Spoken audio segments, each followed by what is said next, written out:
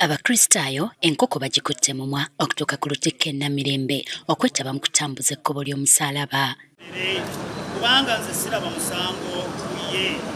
Bano bazze mu bungi era okuva mu biti ebyenjawulo okubadde abasawo, abantu ba bulijjo, bannabyabufuzi n'abalala.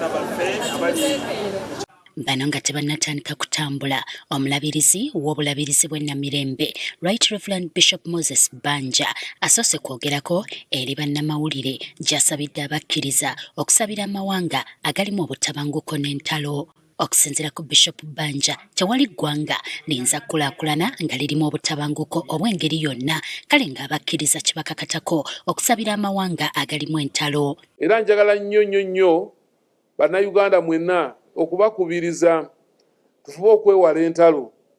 Entalo tezirina kalungi konna, ebintu byonoonebwa, wabaawo nkulaakulana n'okugenda mu maaso. Bannaffe bano aba South Sudan wamu n'amawanga amalala gonna bayita mu kusomoozebwa kunene. Bannabyabufuzi abasabye babeere abeerufu mu byonna bye bakola okusobola okutuusa obuweereza eri abo abaabalonda. Tusaba Katonda akozese abo abaalondebwa okufuba okukolerera emirembe egya nnamaddala wamu n'obutebenkevu mu ggwanga lyaffe.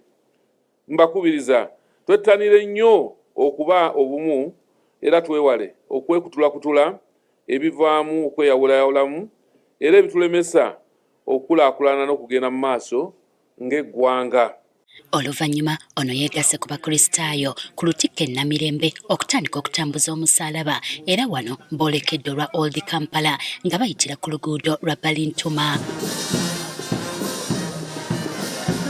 Mu kkubo ly'omusaalaba bano babadde bakulembeddwamu bbandi nga bwe bakumba ko n'okukoolobya ennyimba. Poliisi obwedda naye ekola ogwayo okulaba nga buli kimu kitambula bulungi ku luguudo. Wano boolekedde eddwaliro ly'e Mengo era eno Bishop Banja gy'asabidde abakkiriza okwewala ebikolwa eby'ettima, enjawukana n'obumenyi bw'amateeka. Awe bwe tubikola tuba twongera okumuwanika ku musaalaba. Bwe tubyewala omusaalaba guno gubeera nga tekuliiko kintu kyonna kubanga Yesu yaguwangula. Era wano abasawo babeegasseeko. Nga bavudde Mengo boolekedde amaka agalabirira abaana abataliko mwasirizi agassanyu Babies Home. Omusaalaba n'aguzinga mu lugoye. Ne wano waliwo ekibinja ky'abakristaayo ekibeegasseeko.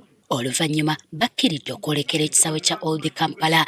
Mu kutambula kwaffe tutunuulira amaanyi ago ge yakozesa agamusobozesa omutuusa ku musaalaba n'awanikibwa ate era ku nkomerero n'agumira byonna era n'awangula. Era nga banatera okutuuka ku bitaala bya Bakuli, Bishop Banja aweereddwa omusaalaba gwe yeetisse okutuuka ku Old Kampala.